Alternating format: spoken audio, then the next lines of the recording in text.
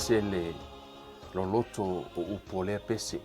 Mai o Yesu o ia o le tupu moni, o ia o le tupu o tupu, o ia o le alii o alii, o ia fo'i molona malo, le malo, le file mu, o atu nuu uma, atu Asia, Amerika, so se atu nuu e awhia i ma Samoa, tātou te hifo, ma tāpuai uma i le tupu e toa tasi o Yesu Keriso, o ia o le tātou watua, o le tātou alii, mo le tātou whahola, tātou te au na iai, o te whaatalo whaatu i le suafa manumalo Yesu Keriso, le alii, lo tātou whaola, i le nei tū la, i le amatanga o le tātou anapongi, o Kevin Ruiva le nei, maua lalo lava le loto, ia malangona fo i le whaatau waa i lumo le atua, ono le whao ngā ina au na atu ia te outou, e ala le i le taita ia o le tātou aso mo le anapongi, i lumo le atua tātou te tutu ai le vā, mo le atua,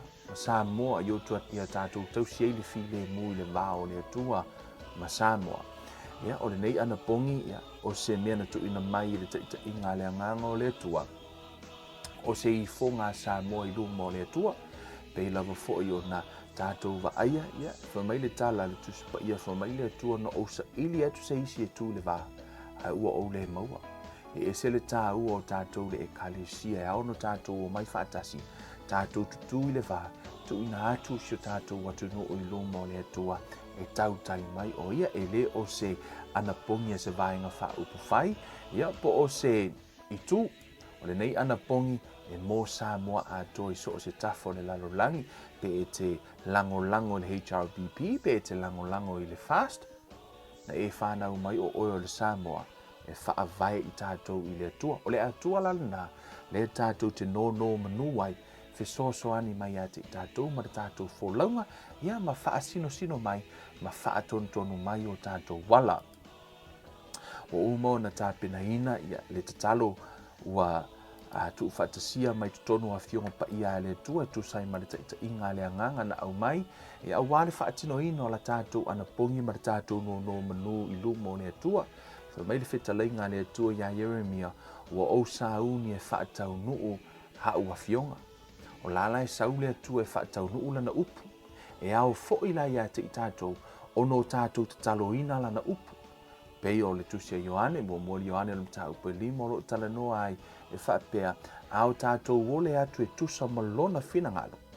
E mauti noa lava e whaafafonga le atua, o le fina ngalo o le atua, ia o a fionga pa ia le atua, ua au maia nisi o fionga pa ia le atua e tusa marita ita ina le anganga, tātou te tatalo ina, o la tātou tatalo whaatasi lea Samoa atoa, o nisi o e kalisia, o kolisi, o aonga, o ainga, ua whaapeono lātou sapsapaia ma tātou tutu whaatasi, i le loto e tasi, ma le tatalo e tasi, tātou titu ina atu ai Samoa i lumo o le atua, na o le a tātou le au whaitaua le tātou tatalo, sa whaapeona tu ina atu, i tātou te nono manu ai lumo o le atua, o le a tātou wifo ma tatalo. Mātou te vivi i atu ia Jehova, vivi i atu ia mātou o au na Jehova, vivi i atu ia i le suafo Jehova. Ia whaafetaia le suafo Jehova, e amata mai nei lava, ia ho i le whaamamau. Ia vi ia le suafo Jehova e afua mai le mea alua e ai le laa, e o atu i le mea ngoto ai. Wasili lava Jehova i lungo nu ese umalava, o lona mamalu, wasili le langi.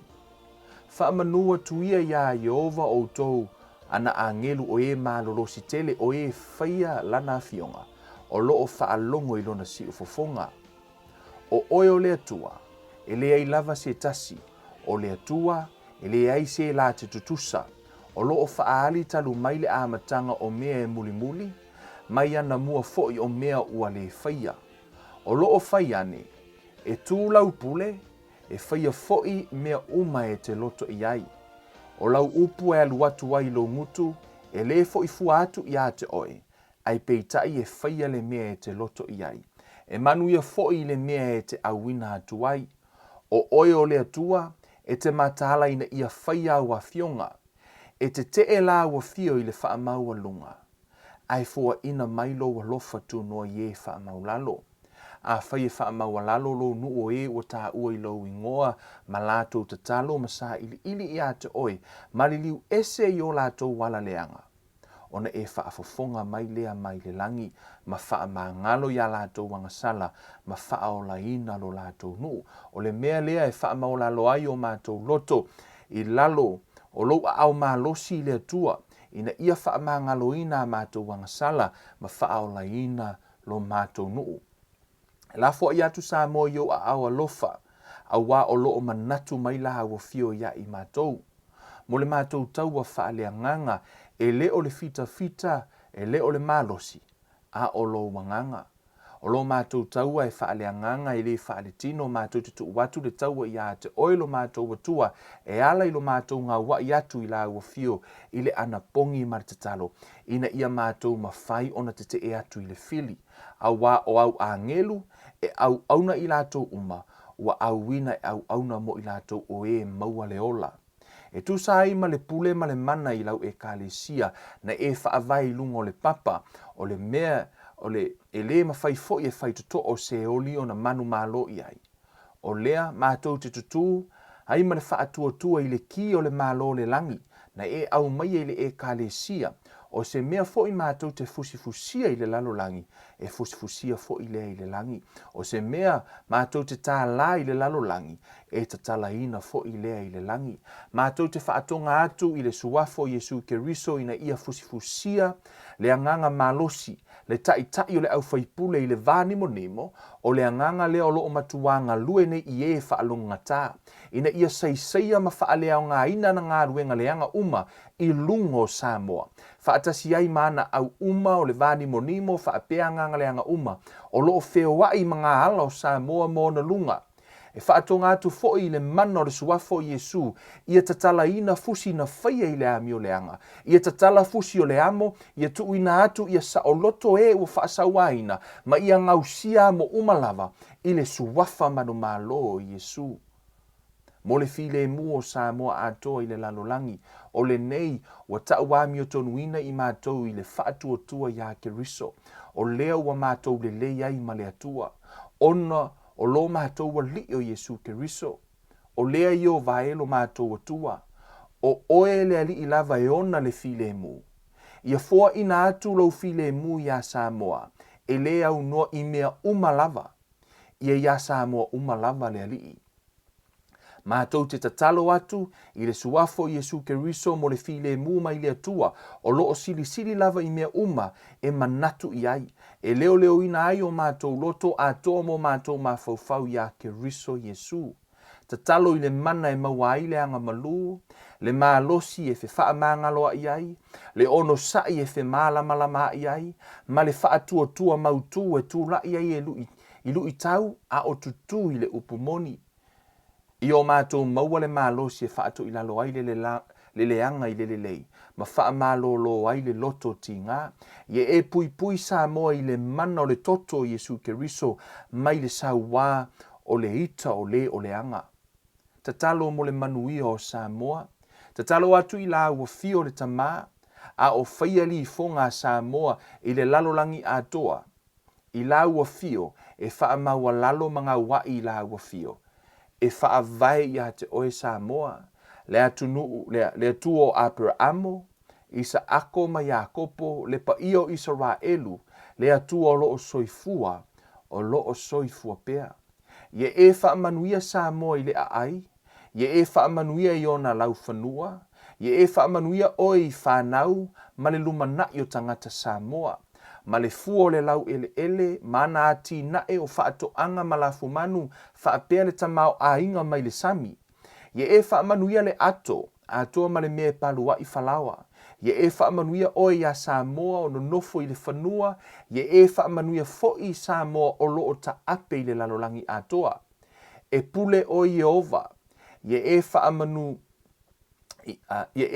whaamanuia oe i whale teu o loa Samoa, Mati na e uma o whaiva alo filimo Samoa.